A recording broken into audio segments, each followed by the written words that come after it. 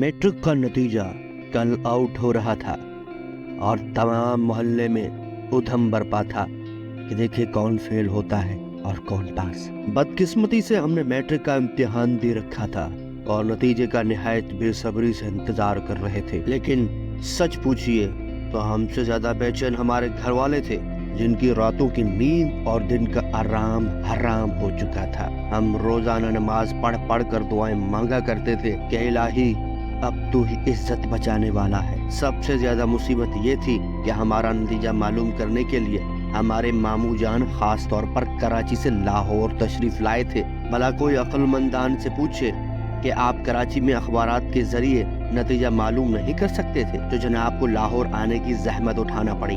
और ये मामू जान ऐसे थे कि खुदा पनाह में रखे, पूरे घर में उनको सबसे ज्यादा नतीजे की फिक्र थी। बाज वक्त तो यूं मालूम होता था जैसे इम्तिहान हमने नहीं खुद उन्हीं हजरत ने दिया है और उनकी जान पर पन रही है। बार बार हमसे पूछते थे, क्यों मियाँ पर्चे तो अच्छे हुए ना, अंग्रेजी का पर्चा सही हल कर दिया था। और आखिर में ये लालच कि अगर तुम पास हो गए तो एक खूबसूरत सी घड़ी इनाम में देंगे। इधर हमारी ये हालत थी जैसे सूली पर लटके हुए हैं, वक्त किसी तरह कटने में ही न था। बार बार सजदे में गिरकर खुदा से दुआएं मांगते थे कि या अल्लाह बस अब तुझ ही से आस लगाए बैठे हैं, अगर फेल हो गए तो फिर हमारा क्या हश्र होगा, शानदार दावतें कैसे उड़ाई जाएंगी, कीमती तोहफे हमें कैसे मिलेंगे। उफ खुदाया रहम कर, हमें किसी न किसी तरह पास कर दे। रात भर एक पल के लिए भी हमारी आंख न लगी। ख्याल था कि रात को 12 बजे तक अखबार का ज़मीमा आ जाएगा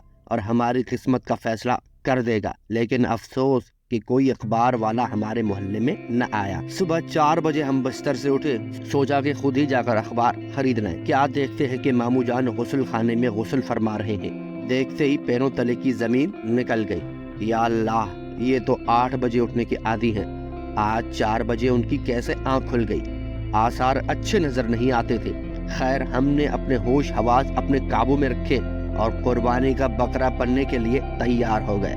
इतने में ये खूंखार मामू जान भी कपड़े पहनकर तैयार हो गए और कहने लगे, हाँ भाई जरा अपना रोल नंबर फिर बता दो, मैं अखबार खरीद लाऊं। हमने जल्दी से अपने एक हम जमात का रोल नंबर बता दिया, जिसके बारे में 100% यकीन था वो कभी फेल नहीं हो सकता, और फौरन निढाल होकर पलंग पर गिर पड़े। कोई आधे घंटे बाद धमाके के साथ बाहर का दरवाजा खुला। मामू जान खुशी से नाचते हुए कमरे में दाखिल हुए। आते ही हमें गले लिपटा लिया और चिल्ला चिल्ला कर ऐलान कर दिया कि मेरा बेटा फर्स्ट डिवीजन में कामयाब हो गया है।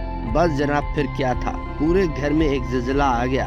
अब्बा जान ने हमारी पीठ ठोकी, अम्मी ने सैकड़ों बलाएं ली, दादा जान ने भी अपने पोपले मुंह से खुदा का शुक्र अदा किया। छोटी बहन भाई खुशी के मारे बेहद आशा उछलने कूदने लगे। अम्मी जान बार बार कह रही थी, मेरे लाल ने मेहनत भी तो बहुत की है, सारी सारी रात पढ़ता था, जब देखो किताब हाथ में है। जब ये जिलजिला जरा थमा तो हमने चुपके से अखबार उठाकर अपना रोल नंबर तलाश किया, मगर उम्मीद के मुताबिक रोल नंबर मौजूद ही न था। लेकिन क्या मजाल जो हमने जरा भी परेशानी का इजहार अपने चेहरे से होने दिया हो। सबके साथ खुशी में बराबर के शरीक रहे। मामू जान ने फौरन बाजार से ढेर सारी मिठाई मंगवाई और हमारे आगे रख दी कि लो बेटा खाओ, शाम को तुम्हारे सब दोस्तों की भी हमारी तरफ से दावत है।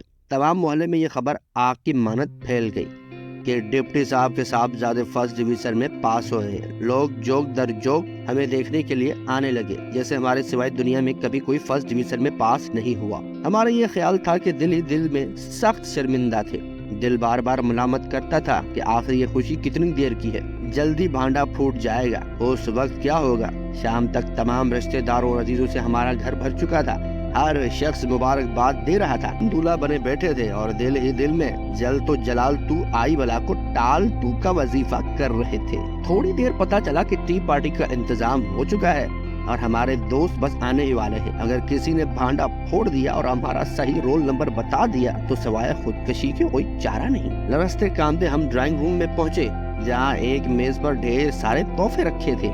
मामू जान की दी हुई घड़ी भी जगमगा रही थी।